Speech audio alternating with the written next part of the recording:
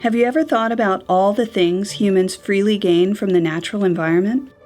A healthy ecosystem provides everything from the air we breathe to the water we drink to the food we eat, and not only for us, but for critters too. It protects us against flooding and erosion. Decomposition works to build healthy soils. Healthy ecosystems even provide for us in the way of recreation and cultural enrichment. How much are these things worth? In Part 1, we were reminded about how great the Mississippi Gulf Coast really is. It's a place that's appreciated by longtime residents and tourists from all over the world, attracting new residents every day. Yet, with our growth, every new project increases the amount of impervious surface, displacing rainwater flow patterns. As we decrease the area where stormwater can infiltrate the soil, we create more and more stormwater runoff, increasing the risk of flooding. Conventional stormwater management quickly moves rainwater off-site, usually underground in pipe systems that convey stormwater to natural water bodies. In heavy storms, this oftentimes results in flooding in low-lying neighborhoods. Low-impact development works to mitigate this challenge, taking pressure off existing municipal stormwater networks.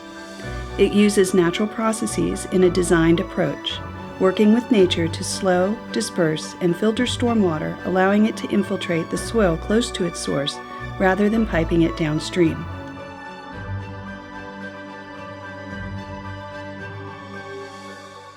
Students from West Harrison High School toured Florence Gardens, a low-impact development neighborhood designed by Christian Preuss, landscape architect. Today we're here to look at a development that we've been working on for over the last 15 years, and Florence Gardens is a neighborhood that started out with a vision from a developer, the Golden family, and they saw it as a legacy project where they wanted to take their time and develop it in the right way. And so they hired a landscape architect to work from the beginning, from the planning to make sure all the roads and items on the sites were engineered in a fashion that was least impactful to the land. With the water's draining off into those, filling up those subsurface reservoirs, and then going into the overflow drains into a larger drain in the lawn area that takes in this whole civic space and then drains out. The students are here doing a kind of a walk through the development and a tour to understand our role in the development, as well as the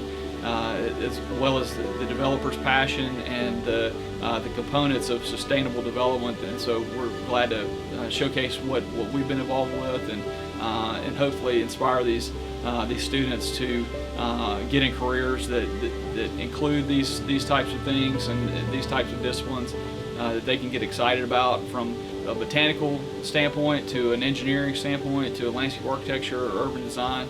And so they've been engaged the entire time that we've been here, and asking great questions about a lot of components that I didn't cover in the development they thought of and were curious about. And so we've had good dialogue, and hopefully it will inspire them not only in their careers but in places they choose to live.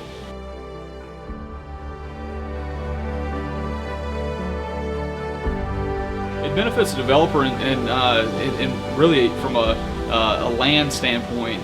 If you can, I use the illustration that you can calculate the upfront cost of a bioswale infiltration system, but then by doing things like that and breaking the detention space, which usually takes several acres of your property, if you can break it up into smaller scale controls on the site, then you yield more sellable lots or units, and so that's where it becomes attractive to a developer. Through LID, we can provide real solutions that protect the investment dollars being spent for restoration efforts across the Mississippi Gulf Coast. Planning for low-impact development and green infrastructure in upland areas just makes sense to improve water quality, reduce flooding, and to protect our natural resources for generations to come. Be sure to watch Part 3 of Low Impact Development Gulf Coast. Now is the time, ensuring the legacy of the Gulf Coast for future generations.